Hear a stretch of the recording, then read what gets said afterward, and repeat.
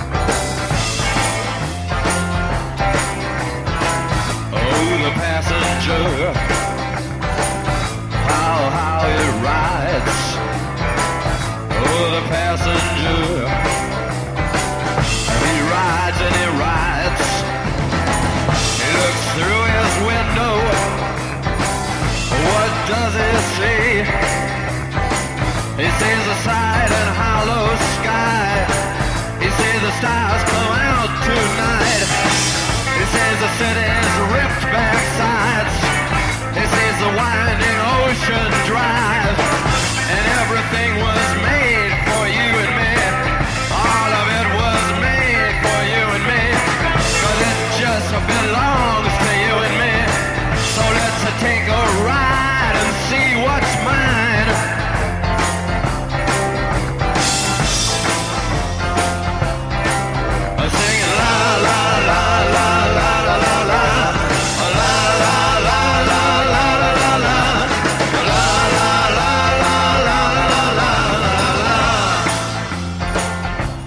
Midi 15 sur France Inter, nos futurs, la voiture, c'est le thème du débat de midi.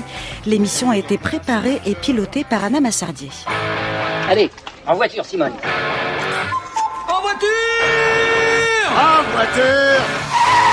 Vous connaissez le moteur à explosion? La ferme et avance! Mais c'est pas vrai, il avance pas. Hein. Il bloque tout le monde, là. Et connard, repasse son permis, pauvre type!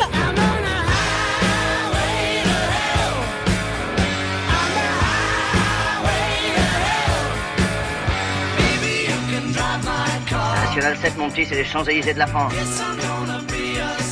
Mais il le fait exprès ou quoi? Ouais,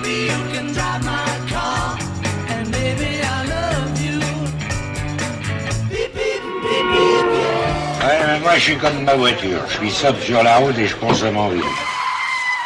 En 2017, le prix du litre de gasoil était environ à 1,32 €. Aujourd'hui, il est au-dessus des 1,50 €. Les taxes sont passées par là. Il n'y a plus d'essence.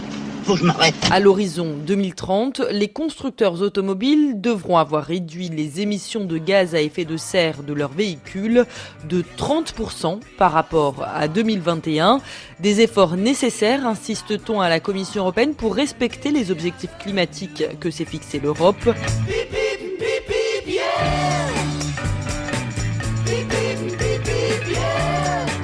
Et on vient d'entendre des extraits de la série Un gars, une fille, où le personnage incarné par Alexandra Lamy perd ses nerfs au volant en allant travailler le matin. Ça illustre, Olivier Archambault, un paradigme qui est encore assez fort. Auto, boulot, dodo. On sait que 70% des Français vont sur leur lieu de travail en voiture, même sur des trajets assez courts. Ce trajet quotidien, c'est vécu comme une contrainte ou comme une routine agréable ? Je pense que la plupart des cas, c'est une contrainte, parce qu'il faut bien pouvoir se déplacer. Donc, comme on le disait, d'aller d'un point à un point B. Ça peut être un agrément à partir du moment où on peut rouler, c'est-à-dire pas dans un embouteillage. Hein. Ça reste plutôt à la ruralité dans ces cas-là. Hein. Ou même, on commence à avoir dans certaines agglomérations quelques problèmes de bouchons aussi oui, à on certaines les voit, heures. Oui, tout à fait. Mais effectivement, c'est un moyen de plaisir aussi parce que c'est une bulle. Et cette bulle, par définition, vous met en dehors des autres, et donc on a besoin aussi d'avoir une certaine liberté, une certaine autonomie, et c'est ce aussi pourquoi la voiture est défendue. Olivier Schneider, qui sont les 2%, et dites-moi si le chiffre est juste, qui sont les 2% des Français qui vont au travail à vélo? Alors, c'est plutôt 2% des déplacements qui se passent à vélo, mais heureusement le nombre de cyclistes c'est un peu plus que 2%. Alors après c'est toujours un peu compliqué de différencier le pourcentage de déplacement de pourcentage des usagers. Aujourd'hui c'est très différencié. On a des régions comme autour de Strasbourg, comme autour de Grenoble où ce taux passe à 15%, et donc où c'est tout le monde, hein, des hommes, des femmes, des plus jeunes, des plus âgés, y compris des enfants, et vous avez des régions où c'est en dessous d'1%, où rien n'est fait pour le vélo. Comment on explique ces disparités? C'est simplement une question d'infrastructure cyclable? Alors, d'infrastructures, mais aussi de quelque chose de plus large qu'on appellerait le système vélo, c'est-à-dire faut qu'il y ait des infrastructures, mais aussi pour circuler, des infrastructures pour stationner son vélo, mais aussi savoir apprendre à faire du vélo, soit avec ses parents, soit à l'école. Il y a aussi, c'est aussi une question de temps, c'est-à-dire que quand vous lancez une politique cyclable aujourd'hui, comme c'est par exemple fait à Paris depuis plusieurs années, faut un certain nombre d'années pour prendre l'habitude d'utiliser un moyen de déplacement. Donc c'est à la fois la présence des infrastructures, mais c'est aussi l'ancienneté de ces infrastructures. À Strasbourg, il y en a depuis longtemps, à Grenoble, il y en a depuis longtemps, c'est pour ça qu'on a beaucoup plus de cyclistes. Mais là où il y a très peu de cyclistes, là c'est plutôt des hommes de 30-40 ans et beaucoup moins de personnes âgées, d'enfants ou de femmes. Et donc finalement, quand c'est dangereux, c'est plutôt les hommes dans la force de l'âge, entre guillemets, qui en font. Et plus il y a de femmes, d'enfants et de personnes âgées qui font du vélo, plus ça veut dire que finalement c'est sécurisé. On vient de parler d'embouteillage ou de bouchons. Mathieu Chassigné, vous dites à ce sujet quelque chose d'assez surprenant. Vous dites que les villes où il y a le plus de bouchons, ce sont les villes qui mettent le moins de contraintes. Expliquez-nous. Oui. Alors on voit souvent Marseille par exemple, vous citez Marseille. Oui, alors on voit souvent que quand il y a des bouchons, les automobilistes ou les associations d'automobilistes vont demander des infrastructures routières supplémentaires, comme si ça allait soulager finalement le niveau de trafic. Ce qu'on voit, c'est que les villes qui font ça, finalement, quand on augmente la capacité routière, on augmente le nombre de trajets faits en voiture, le nombre de kilomètres surtout faits en voiture. Pourquoi ? Parce que quand on fait de nouvelles infrastructures, finalement les entreprises vont s'installer à d'autres endroits, il y a des zones commerciales qui se développent, les personnes vont habiter plus loin de leur lieu de travail parce qu'elles savent qu'il y a une nouvelle infrastructure routière, ce genre de choses. Et donc effectivement, on voit que plus il y a d'infrastructures routières, plus il y a de bouchons. Et quand on dit plus il y a de bouchons, ça veut dire plus les gens perdent de temps dans leur voiture. Donc c'est même à dire que finalement, plus on en fait pour la voiture, et plus, in fine, tout le monde est pénalisé, y compris les automobilistes, qui sont ceux qui perdent le plus de temps. Alors il existe des classements internationaux des villes où on perd le plus de temps au volant. Lesquels dans le top 3 ? En France, c'est souvent Marseille qui a la palme. On voit que Marseille, c'est une ville très routière avec beaucoup d'autoroutes qui pénètrent jusqu'en cœur de ville. Et puis si on regarde à l'échelle internationale, ça va être les villes américaines, par exemple Los Angeles, Houston, on a des autoroutes de 10 x 8, parfois 2 fois 10 voies, pardon.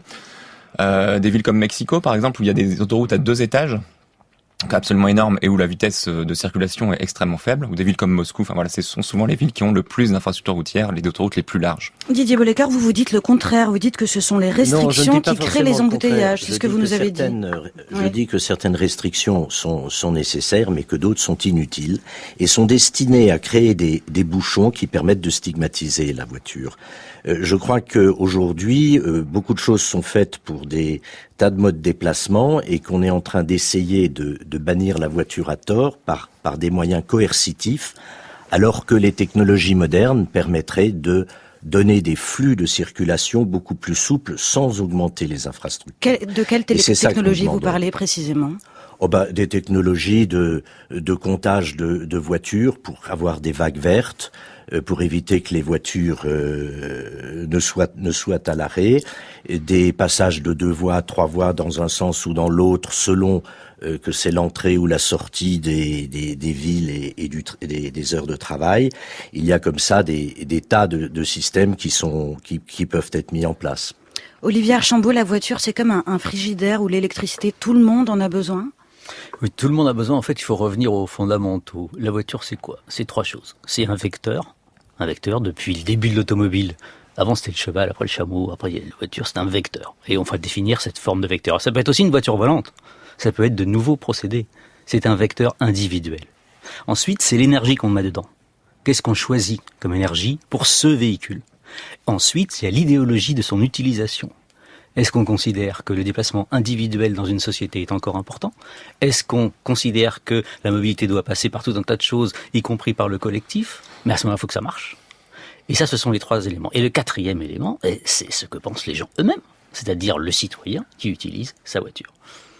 Une réaction de Michel qui nous écrit ceci. Nous vivons à la campagne, nous sommes retraités 73 ans tous les deux avec sa femme. Donc, en ce moment, le sujet s'accentue. Il est de bon ton de crier, de taper sur la bagnole. Comment voulez-vous faire quand on habite à 25 km de la ville principale, 8 km de la bourgade où se déroule un marché le jeudi? Mathieu Chassigné, il y a aussi une question d'égalité de territoire. On dit que tout le monde est accro à la voiture en France, mais tout le monde n'est pas logé à la même enseigne en termes d'urbanisation, En fait, si on élargit un petit peu les choses, en fait, ce qui importe, c'est finalement de réduire le nombre de kilomètres en voiture au total en France. Et ce nombre de kilomètres dépend de 3 paramètres. Le premier, c'est combien de kilomètres je dois faire dans l'année. Le deuxième, c'est ces kilomètres, quel pourcentage de ces kilomètres je fais en voiture.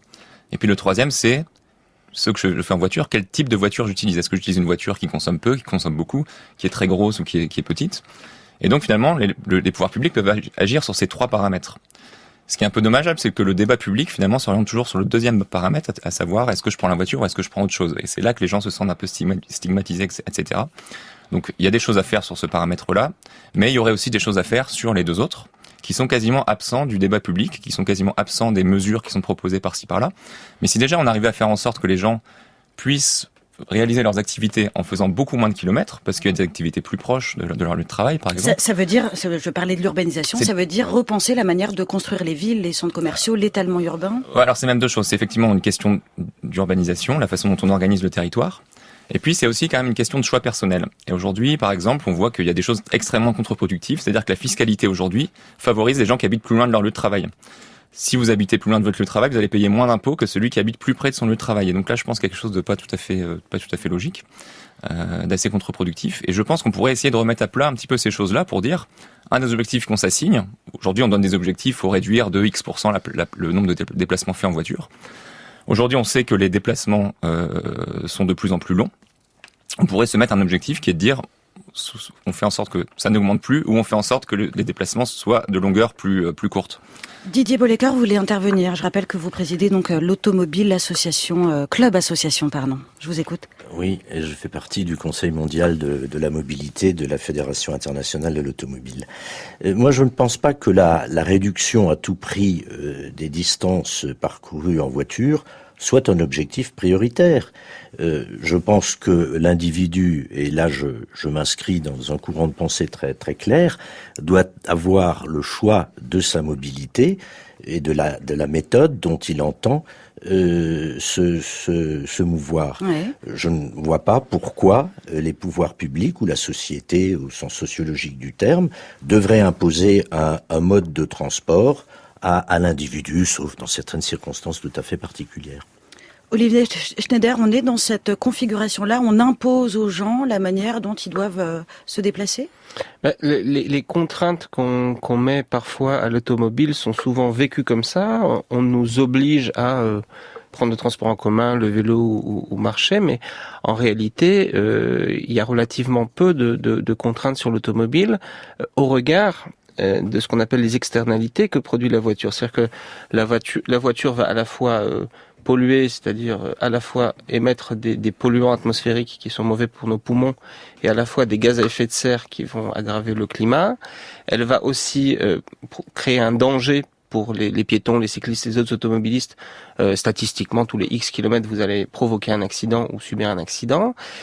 Par ailleurs, il y a une autre chose, c'est la sobriété spatiale. C'est-à-dire que dans les voitures, en moyenne, vous avez 1,2 personnes. Et finalement, même en incitant les gens à covoiturer, etc., c'est ce que vous évoquiez, Olivier, les gens aiment bien être dans une bulle et donc ils n'ont pas envie de partager leur véhicule. Donc il y a un problème spatial parce que chaque voiture prend énormément de place. C'est pas juste la surface de la voiture, c'est la surface de la voiture plus l'air qu'il lui faut pour circuler. Hein. Plus la vitesse est grande, plus il faut des surfaces de route importantes par personne. Et enfin, il y a un dernier effet dont on parle peu, c'est l'effet indirect sur la santé. C'est-à-dire que grâce au progrès du 19e et du 20e siècle, on n'est plus contraint de travailler ni 10 heures, ni 12 heures, ni 8 heures par jour. En tout cas, pas travailler physiquement. Or, nous sommes des usines physico-chimiques. On a besoin d'avoir 1 ou 2 heures d'activité physique par jour. On se sédentarise. Et justement, on se sédentarise. On est assis comme nous dans ce studio ici. On travaille assis. On est ensuite dans la voiture assis, puis assis devant le canapé. Et la bonne nouvelle, même si la sédentarité est très mauvaise pour la santé, c'est que 1 heure d'activité physique, même légère, compense 8 heures de sédentarité.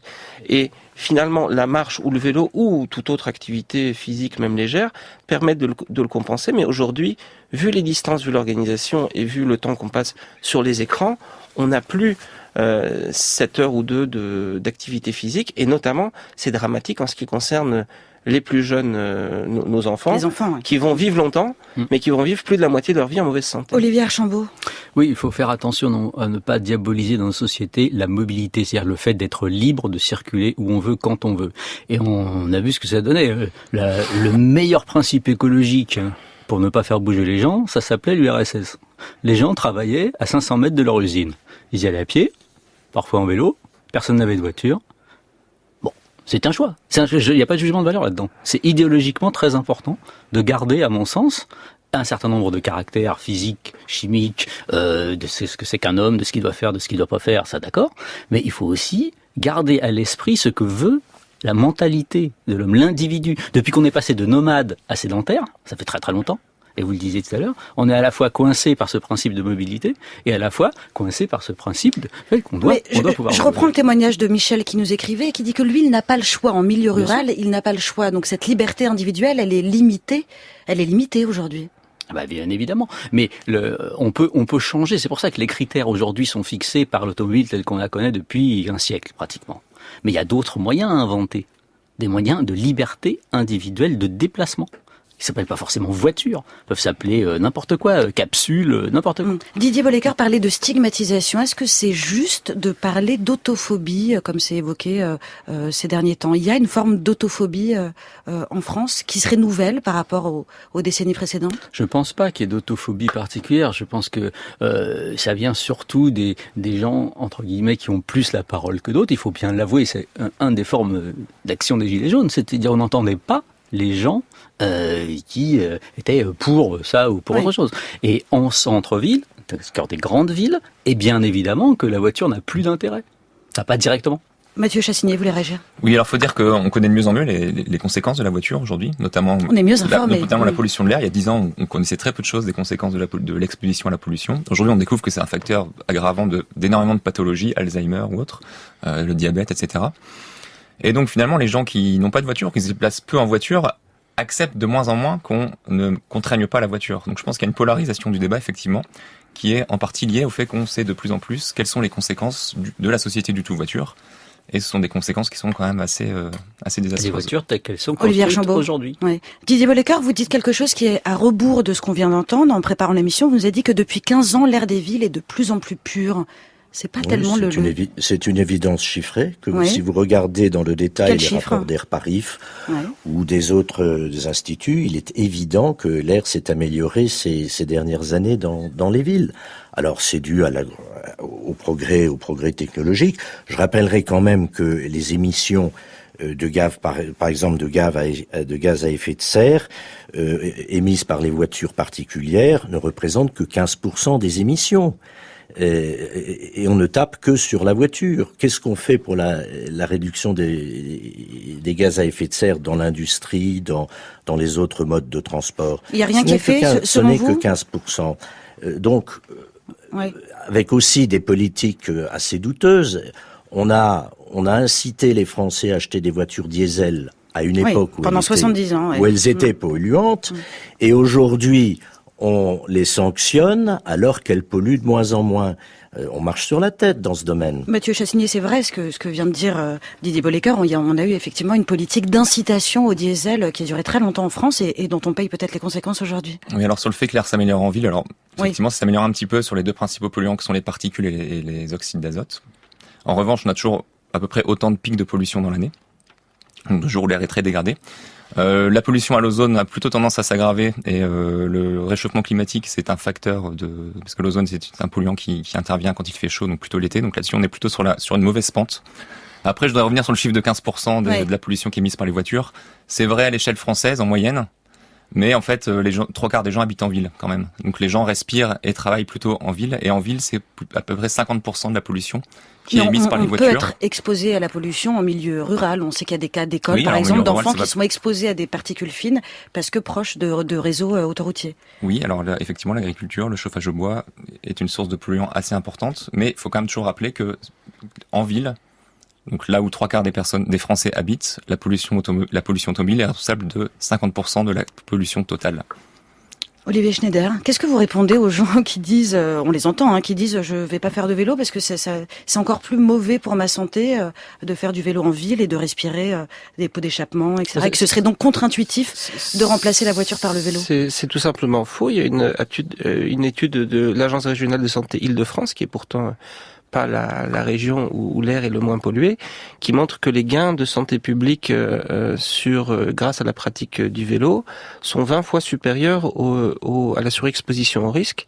Mais en effet, cette exposition au risque, c'est pas le risque d'accident qui est majoritaire, c'est l'exposition au risque pulmonaire. Mais là, il y a plusieurs solutions. Il y a celui déjà de rouler un peu moins vite les jours à vélo, les jours où il y a des pics de pollution. Il y a d'éviter les trajets les plus pollués. Parfois, on peut faire un petit détour pour passer par une rue moins polluée. Et la troisième, c'est aussi l'utilisation du vélo assistance électrique qui permet d'avoir l'activité physique qui est salvatrice. Le prix d'un vélo assistance électrique, c'est accessible à tout le monde ? À tout le monde qui a une voiture, oui, parce que ça va les premiers prix sont très bas, mais je recommande pas les premiers prix, mais ça part à 1 000 € et ça peut aller beaucoup. Après, il y a pas de limite haute, mais à 2 000 € on a un très bon vélo assistance électrique. Mais non, si vous avez de quoi le stocker, il n'y a pas de problème. Vu que vous faites pas le plein après et que ça va vous servir plusieurs années, c'est accessible à tout le monde, à condition de pouvoir le stocker, qu'il soit pas volé une fois par mois. Mais oui, ça c'est encore un autre sujet. Sur la pollution de l'air, sur le vélo, faut bien se rendre compte qu'en fait il y a un niveau de pollution de fond. Et si vous avez 1 heure de trajet par jour, vous allez absorber beaucoup plus de pollution pendant les 23 autres heures que pendant votre heure de déplacement, malheureusement. Et donc ce qu'on appelle l'exposome, donc ce qu'on va absorbé en tout est bien supérieur malheureusement toute l'année et même y compris en dehors des pics. Par contre, cette heure d'activité physique, elle fait, on pense souvent à l'obésité qui est la partie visible de l'iceberg, mais il y a les maladies mentales, tout un tas, je suis pas un médecin, mais tout un tas, c'est des études là-dessus, tout un tas de pathologies. Les maladies mentales, pardon, je comprends pas bien le lien. Il y a beaucoup de gens qui sont en dépression ou en autre pathologie mentale, entre autres parce qu'ils n'ont pas assez d'activité physique, et même les cancers, y compris ceux qui sont les plus graves en France, notamment le cancer du sein, le fait d'avoir 1 heure d'activité physique par jour, à la fois en préventif comme en curatif, c'est plus puissant que même la majorité des traitements médicamenteux qui pourtant, eux, coûtent des milliers d'euros par mois. 12h35 sur France Inter et on continue à parler de bagnole. C'est juste après Jana Hadid, bof.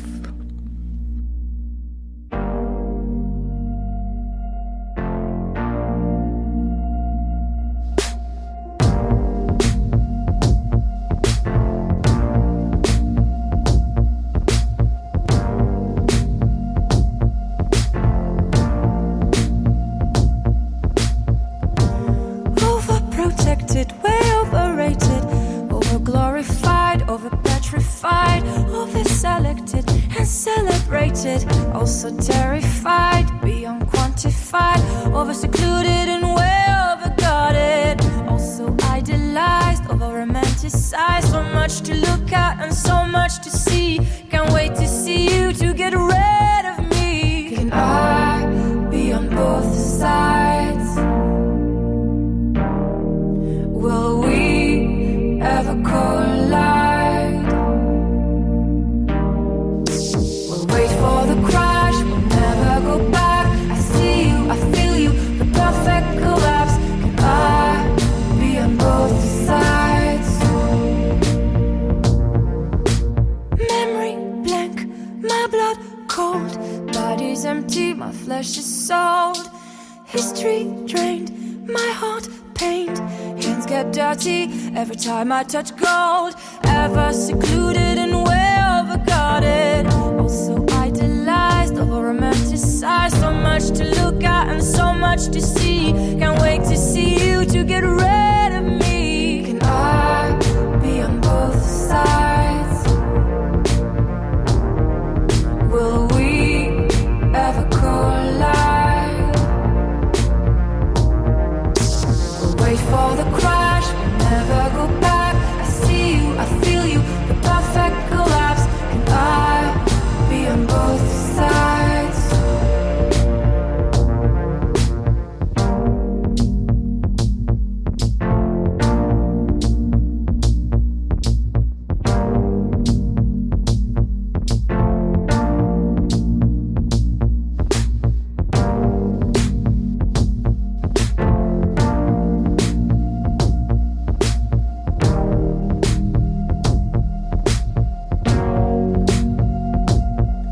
Can I be on both sides?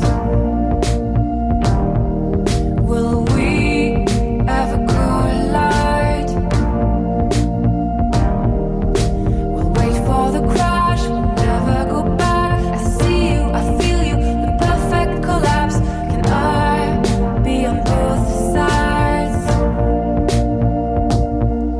Can I be on both sides? Will we ever collide? We'll wait for the crash, we'll never go back. I see you, I feel you, the perfect collapse. Can I be on both sides? C'était Both Sides, Jana Hadid. La programmation musicale du débat de midi est signée Thierry Dupin. Le débat de midi. Nadia Dame sur France Inter. Et on continue avec mes invités à interroger la place que prend la voiture, et je voulais vous soumettre à tous les quatre un message déposé sur franceinter.fr à la page Le Débat de Midi d'Isabelle qui nous dit ceci: on voit de plus en plus de SUV garés devant des pavillons luxueux dans des zones résidentielles où peu de voitures circulent, souvent limitées à 30 km/h. Je voudrais qu'on ouvre une petite parenthèse sur le phénomène SUV. Ça représente aujourd'hui 40% des immatriculations de véhicules neufs en France. Pourquoi c'est un problème, Mathieu Chassinier ? Cette mode, Alors effectivement, ça s'est développé très rapidement. Il y a 10 ans, c'était 5% de part du marché. On appelait ça des 4x4 à l'époque d'ailleurs. SUV d'ailleurs, ça veut dire quoi ? Ça veut dire Sport Utility Vehicle. En gros, ça veut pas dire grand-chose, mais c'est un terme qui est moins connoté négativement que 4x4. Donc les constructeurs se sont dit on va plutôt privilégier ce terme-là. Il y a 10 ans, on était à 5% de part de marché. Aujourd'hui, on a 38%. En 2019, c'est 38% de part de marché. Ça progresse de 3 à 4% par an. Donc si on tient ce rythme-là, en gros, dans 3 à 4 ans, les SUV seront majoritaires dans les ventes. On a même finalement des aberrations aujourd'hui. Le pick-up, donc le 4x4 américain avec un plateau arrière, aujourd'hui c'est 1% des véhicules vendus en France. C'est 23 000 ventes en 2018. Pourquoi c'est une aberration ? Parce qu'on n'en a pas franchement l'utilité sur les routes françaises ? Parce que, pourquoi le SUV est un problème ? Oui. Ça concentre en fait beaucoup de problèmes. Du fait que c'est plus lourd et moins aérodynamique, ça consomme plus. Ça occupe plus d'espace en ville. On sait que nos villes sont assez limitées en espace. Ça prend plus d'espace en circulation, en stationnement. Ça pèse 2 tonnes et demie, par ailleurs. Un pick-up pèse 2 tonnes et demie. Un SUV, ça démarre quand même beaucoup plus bas, mais effectivement, c'est plus lourd qu'un véhicule classique. Ensuite, on voit que c'est plus dangereux. Les Américains commencent à prendre conscience du problème, c'est-à-dire qu'en cas de choc d'un piéton avec un SUV, il a 2 à 3 fois plus de chances d'être tué que si c'était une voiture un peu plus normale. Il y a la hauteur de la voiture aussi qui fait qu'on voit pas nécessairement les enfants. Et après, dernière chose dont on parle assez peu, mais on sait que les acheteurs de véhicules neufs sont plutôt des personnes plus aisées que les acheteurs de voitures d'occasion. Ce qu'avait l'air de suggérer notre auditrice. 5 à 10 ans, le marché de l'occasion sera inondé du SUV. Et on risque d'avoir des personnes assez modestes qui n'auront plus vraiment le choix, qui seront obligées de se tourner vers un véhicule comme cela, qui est beaucoup plus cher en usage, parce qu'il consomme plus et que c'est plus cher à l'entretien. Donc ça risque de mettre en difficulté toute une série de personnes. Didier Bollecker, une réaction sur cette tendance ? Nous sommes interrogés sur cette mode qui n'est pas très rationnelle. Ceci étant, je crois qu'il faut la rattacher au phénomène qui a déjà été évoqué de la bulle. Raphaël Enthoven a bien montré, que finalement la voiture quand on circule, c'est un peu un chez-soi sur roulette. On n'est pas importuné par les autres. Et puis on peut trimballer dans son coffre des tas de choses, notamment son vélo. Notamment des enfants. Ses enfants, la trottinette, les courses, etc. Et donc cette augmentation de la taille est probablement liée à cette notion de cocon. Maintenant, il est tout à fait clair que dans au moins la moitié des cas, un SUV ne s'impose absolument pas pour une famille qui en a peut-être plus l'usage en week-end ou pendant les vacances, mais c'est un phénomène qu'il faut constater, et il faut bien dire que les constructeurs poussent à la roue. Mathieu Chassinier, les constructeurs et le marketing automobile. Vous vouliez en parler en début d'émission. Pourquoi les constructeurs misent tous sur ce type de véhicule ? C'est la raison, elle est très simple, elle est très très mercantile, c'est que c'est des véhicules qui sont plus rentables. Le taux de marge est bien plus élevé sur un SUV que sur une berline. Du coup, tout le marketing se construit autour des SUV. La publicité automobile, c'est 3,5 milliards d'euros par an. Et on voit qu'aujourd'hui, à peu près 3/4 des pubs qui sont pour des SUV. Donc 3,5 milliards par an, ça veut dire que sur les 2 millions, un peu plus de voitures qui sont vendues chaque année en France, dans ce que vous payez, il y a 1 500 € qui est en fait des dépenses publicitaires.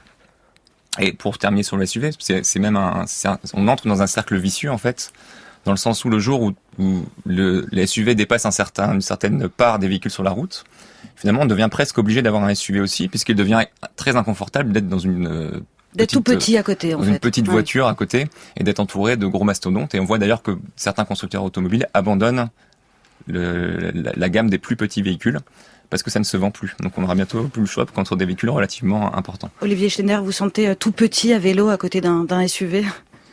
C'est sûr que c'est inconfortable de cohabiter avec ces énormes véhicules, et surtout parfois avec aussi des gros, enfin des endroits où il y a des angles morts et donc on ne nous voit pas autour. alors après, au-delà du fait de débattre ce que ça veut dire SUV, est-ce que c'est sans utilité véritable ou autre, il y a un réel paradoxe, c'est qu'on a mis le bonus-malus en place et que malgré le bonus-malus, qui est de plus en plus accentué, il faut un véhicule vraiment qui pollue pas pour bénéficier d'un bonus, les émissions moyennes des voitures neuves augmentent, ce qui est quand même un paradoxe. Enfin, ça montre que les objectifs qu'on a de baisse, alors j'ai bien conscience qu'il y a d'autres choses à baisser que uniquement les voitures.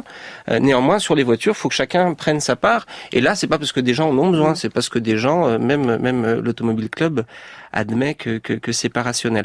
Ensuite, sur le vélo, alors heureusement, il y a l'équivalent, mais qui a une utilité véritable des SUV pour les vélos, c'est les vélos cargo. Ce sont des vélos qui ont 2 ou 3 roues, qui sont plus longs généralement, soit rallongés par l'avant, soit par l'arrière.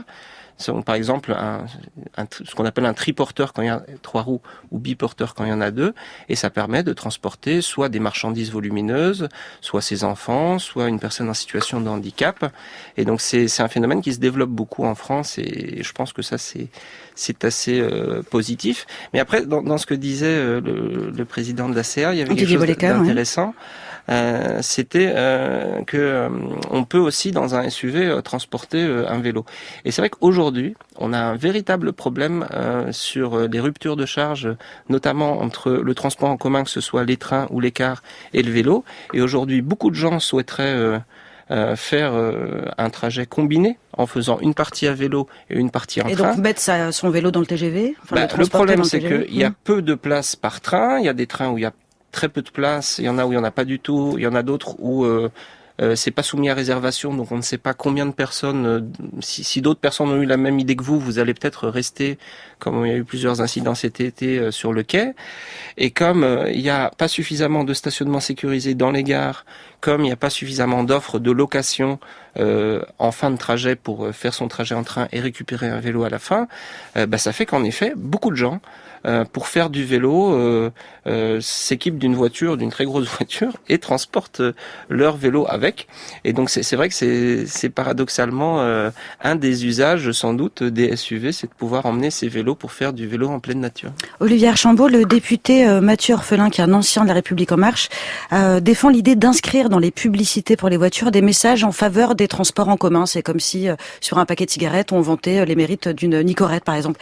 Est-ce que ça marche ? Ça marcherait comme discours, si ça marche comme ou pas, méthode. De toute façon, depuis la nuit des temps, depuis que l'automobile existe, la publicité est par définition mensongère.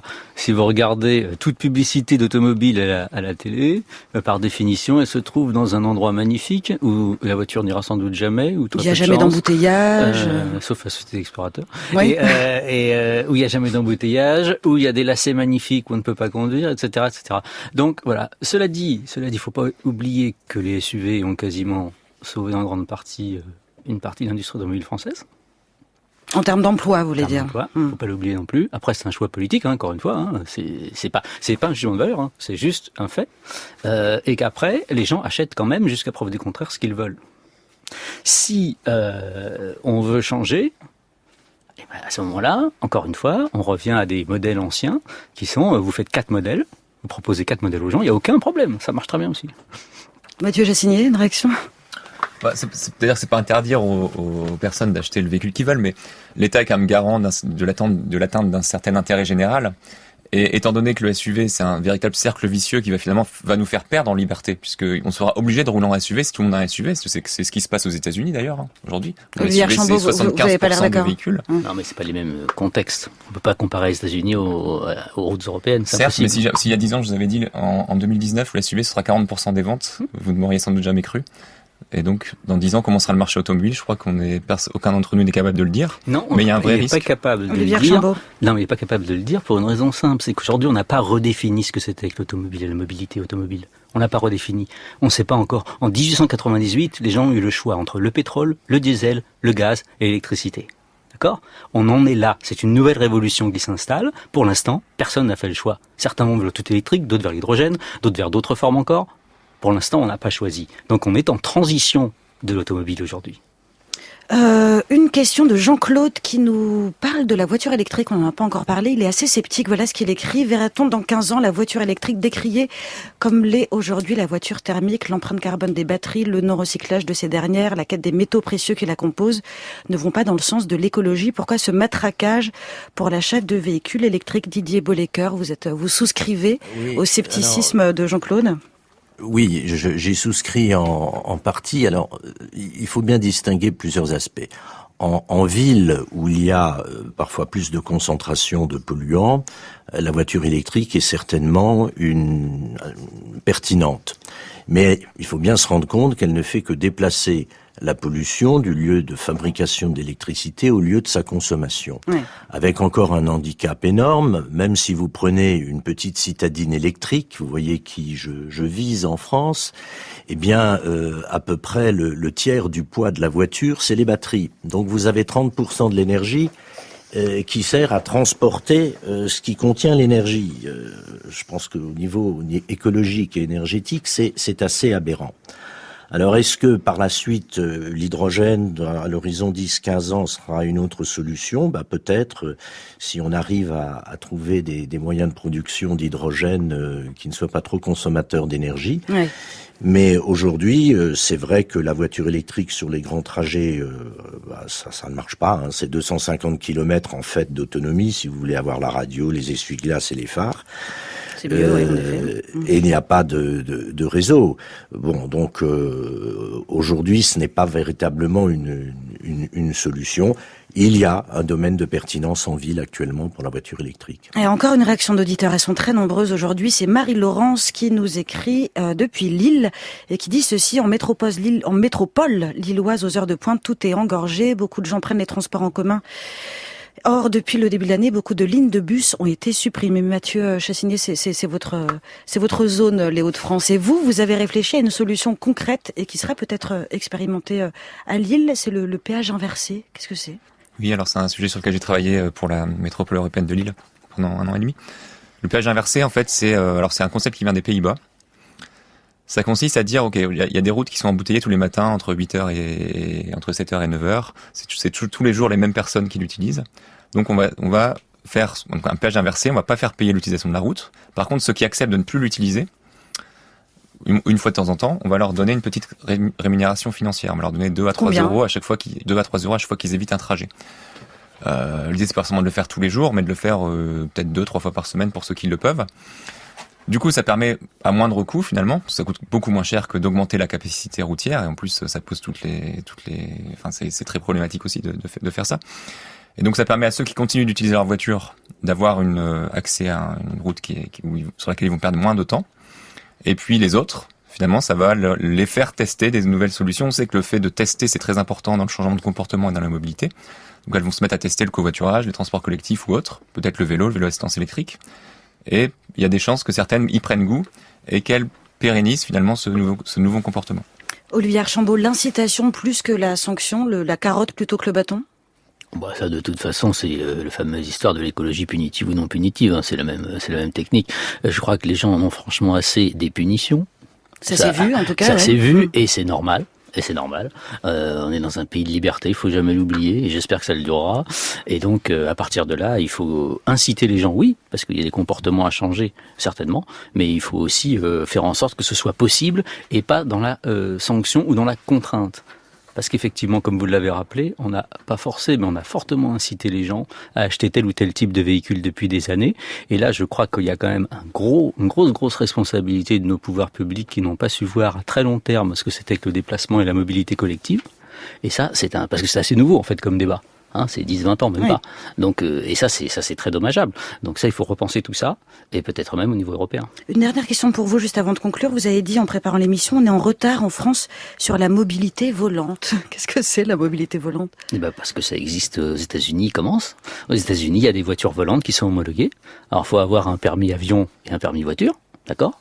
Mais ça existe. Et donc, on peut se déplacer d'un point A à un point B. Pour l'instant, c'est d'aérodrome à aérodrome, de petit aérodrome à aérodrome, mais vous allez par exemple, vous faites Blois-Limoges, vous prenez votre voiture de chez vous, vous allez à l'aérodrome, vous décollez, et puis vous arrivez à Limoges, et vous allez chez vous. Oui, ça a l'air très simple, dit comme ça. C'est extrêmement simple. Oh, l'émission touche presque à sa fin. J'ai une dernière question pour mes 4 invités. Le débat de midi sur France Inter.